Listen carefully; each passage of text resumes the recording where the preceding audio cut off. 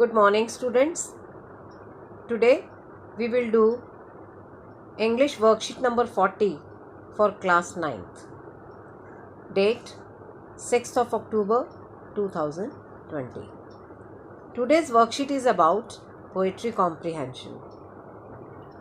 First of all, write your name here, then your class teacher's name here. It is very important to read the poem before getting to know about what the poet wants to say. Rain on the roof.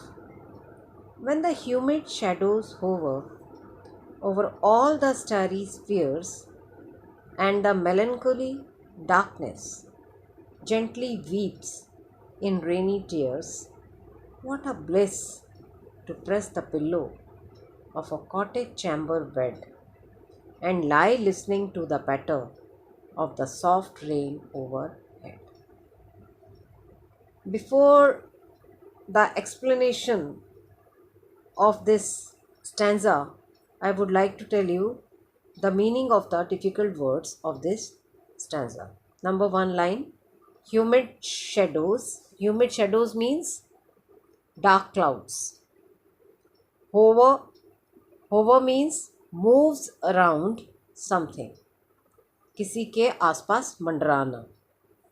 Like melancholy. Melancholy means sadness.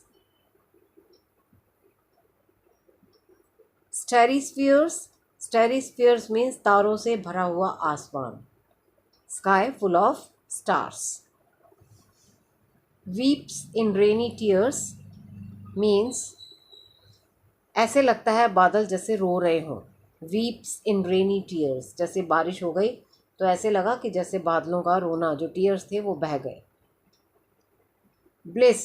Bliss means happiness. Cottage chamber bed. Cottage chamber means bedroom. पैटर.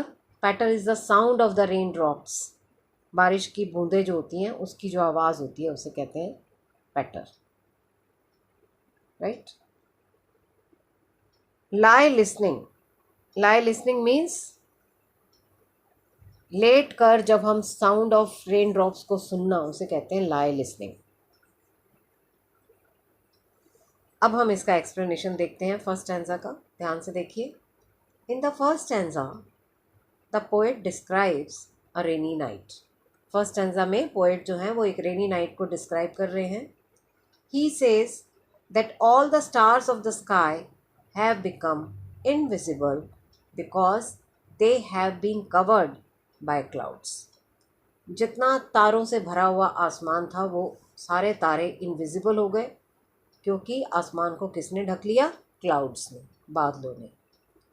Darkness usually has a negative connotation and the poet makes no exception to this rule. जब अंधेरे की बात करते हैं तो उससे हमें किस चीज़ की एक नेगेटिव थिंकिंग हमारे मन में आ जाती है, तो पोएट ने भी ठीक वैसा ही सोचा है. He says that the darkness is making him sad and reflective and the rain also seems to mirror his emotions as it looks like tears falling softly from human eyes. बहुत घने बादल आ गए. घने बादल आने के बाद बारिश होने लगी तो ऐसे लगा कि जो आसमान इतना उदास हो गया था उसकी सारी उदासी बह गई. किसमें? बारिश की बूंदों में. और वो जो उदासी थी, जिस तरह से ह्यूमन हार्ट होता है, बहुत हमारा मन भरा हुआ होता है, और जब हम ज़ोर से रो लेते हैं और रोने के बाद जब हमारे आंसू निकल जाते हैं तो उन आंसुओं के निकलने के बाद ऐसे लगता है जैसे हमारी सारी उदासी भी धुल गई. At this point the only thing that can bring joy to the poet is to curl up with a pillow in the bed of a cottage. Though the rooms of the cottage may be small and ill-equipped, the sound of raindrops can only transport him there for him to recover from his melancholic mood. सबसे bliss means खुशी की बात ये होती है poet के लिए कि वो अपने पिल्लो पर मतलब लेटा हुआ है उस बारिश की रात में, कहाँ पर, अपने बेडरूम में, और सुन रहा है। He is listening to the patter, बारिश की बूंदों की आवाज़ को वो सुन रहा है, जो कि उसे अपने सर पर, मीन्स अपने जो छत है वहाँ पर उसे महसूस हो रही है। Next stanza. Every tinkle on the shingles has an echo in the heart, and 1,000 dreamy fancies into busy being start, and 1,000 recollections weave their air threads into woof as I listen to the patter of the rain upon the roof. Tinkle, every tinkle. Tinkle means to make a ringing sound. On the shingles, shingles का मतलब होता है wooden tiles. Echo, ऐसी आवाज़ जो गूंजती है उसे कहते हैं इको। उसके बाद नेक्स्ट लाइन में देखिए, 1,000 dreamy fancies. Dreamy fancies means thoughts और इमेजिनेशंस। उसके बाद आगे आइए, and 1,000 recollections. Recollections means memories जो कनेक्ट होती हैं किससे, weave their air threads into woof, जो कि क्या बनाती हैं, साइड बाय साइड सपने बुनती हैं। As I listen to the patter of the rain upon the roof. अब इसको हम समझते हैं इस स्टैंजा को। In the second stanza the poet describes how the rain drops make the loudest sound as they fall on the shingles of the roof. Poet कहते हैं कि जब रेन ड्रॉप्स जो हैं वो टाइल्स के ऊपर गिरती हैं तो बहुत ऊंची, बड़ी तेज़ आवाज़ आती है उसमें से। Each sound that is made by the rain in this way is repeated the next instant by the beating of his heart. जब बार बार बारिश की बूंदें गिरती हैं तो जो पोएट है उसे ऐसे लग रहा है कि जैसे उसके हार्ट बीट चल रही है। The things he has only been imagining now start to appear before his very eyes. लेकिन सबसे बड़ी बात क्या है कि जो भी इमेजिनेशन हो रहा है उसे ऐसे लग रहा है कि वो सब उसके सामने अपीयर हो रहा है, उसको दिखाई दे रहा है। As he is listening to the soft and continuous falling of the raindrops on his roof, जब वो continuous जो raindrops गिर रहे हैं उसकी छत के ऊपर, all his memories are coming back to him. सारी पुरानी यादें पोएट के पास वापस लौट कर आ जाती हैं, but they are not discrete and separated from each other. लेकिन वो सब यादें जो हैं वो एक दूसरे के साथ कनेक्टेड है, वो सेपरेटेड नहीं है, कनेक्टेड है, जुड़ी हुई हैं। Instead all of his memories seem to have formed a patchwork by becoming entwined with one another. और वो सारी मेमोरीज एक दूसरे के साथ मिलकर एक पैच बना देती हैं, एक पैच वर्क पोएट के सामने दिखाती हैं। Last stanza. Now in memory comes my mother, as she used in years agone to regard the darling dreamers, ere she left them till the dawn.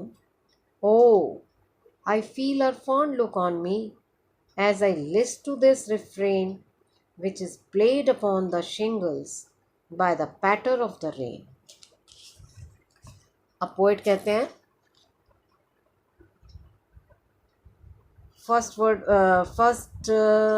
Third stanza की second line में देखिए word आया है agone. Agone means ago. To regard the darling dreamers. Darling dreamers का मतलब है बहुत प्यारे, right. ERE ere, ere means before. अब हम इसका मीनिंग देखते हैं। इन द थर्ड स्टैंजा में the poet describes the first memory that he can actually identify among the patchwork that all his memories have formed by meshing together.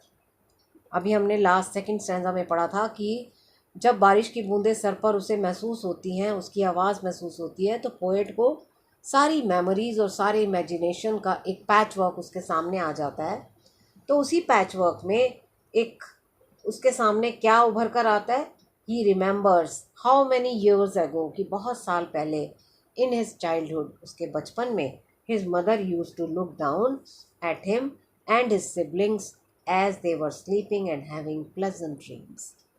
कि जब वो छोटा था, पोएट जब छोटे थे तो, और उनके जो बहन भाई थे, उनकी माँ उनको किस तरह से सुलाती थी और किस तरह से उन्हें देखा करती थी और किस तरह से उनके सुहाने सपने बुना करती थी। His mother would make a point to look at them every night, for she knew she would not see them again till the next morning. हर रात को उनकी माँ जब उन्हें सुलाती थी तो उनकी माँ को जैसे ऐसा महसूस होता था कि कल सुबह जब मैं उठूँगी तो शायद मैं इन्हें नहीं देख पाऊँगी। मतलब वो इतने प्यार से उन्हें देखा करती थी।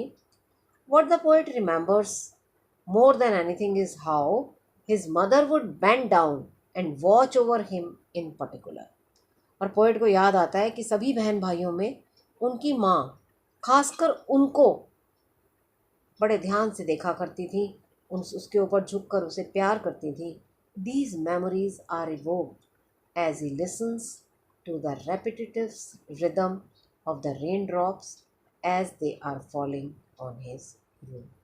और ये सारी यादें जो हैं ये उन्हें बार बार याद आती हैं जब वो रूफ पर रेन ड्रॉप्स की आवाज़ को, पैटर्न मीन्स आवाज़ को सुनते हैं।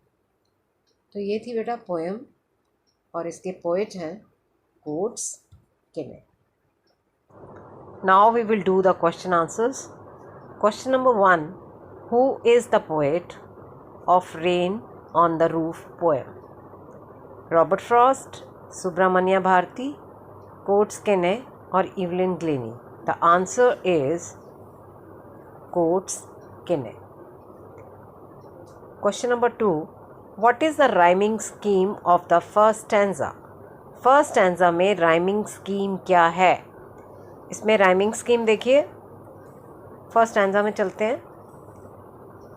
When the humid shadows hover over all the starry spheres and the melancholy darkness gently weeps in rainy tears. First 4 lines देखिए, इसमें लास्ट वर्ड जो हैं इसमें हम देखेंगे होवर ए, स्फीयर्स बी, डार्कनेस सी, कोई भी आपस में राइम नहीं कर रहा है। टीयर्स, टीयर्स किससे राइम कर रहा है? स्फीयर से, तो यहाँ भी आ गया बी। पिल्लो, डी, बेड, किसी से भी राइम नहीं कर रहा बेड, तो ई। पैटर, पैटर एफ। ओवरहेड, ओवरहेड और बेड ये राइमिंग वर्ड्स हैं देखिए, तो यहाँ पर आ गया ई। तो इसकी राइमिंग स्कीम क्या हो गई? A B C B D E F E, right. तो हमारा आंसर क्या हो गया? Our answer is A B C B D E F E, option number 3. The answer is option number 3. Next question. The poet is listening to the patter of the rain, bathing in the patter of the rain, crying in the patter of the rain, or sleeping. The right answer is listening to the. The poet is listening to the patter of the rain. Next, the sound of the rain brings thousands of memories, imagination. None of these, या both 1 and 2. जब वो sound सुनता है rain की, जब तो उससे उनके दिमाग में मेमोरीज, पुरानी यादें भी आती हैं और इमेजिनेशन भी बढ़ जाता है। तो इसका मतलब है कि answer is both 1 and 2. Next, the sound of the rain also reminds the poet of his mother. उसे अपनी माँ की याद आती है. Next, his mother looks at him fondly. Adverb, इसमें कौन सा एडवर्ब यूज़ होगा? फॉन्डली, फॉन्ड वर्ड आया उसमें, तो इसलिए यहाँ पर हो गया fondly. Next question is, by the darling Dreamers. The poet is referring to the sleeping daydreamers. No. Poet and his siblings. Yes. उसे अपने बहन भाई और पोएट खुद उसके बारे में वो रेफ़र कर रहे हैं यहाँ पर पोएट अपने सिबलिंग्स के बारे में. How do you feel when it rains. जब बारिश होती है तो आपको कैसा लगता है. I feel happy. तो मैं यहाँ पर आंसर इसका लिखूँगी हैप्पी. तो ये थे आपके क्वेश्चन आंसर्स जो हमने ऊपर अभी पोएम की. I hope you enjoyed the session. Thank you. Have a great day. Please don't forget to like and subscribe and do hit the bell icon.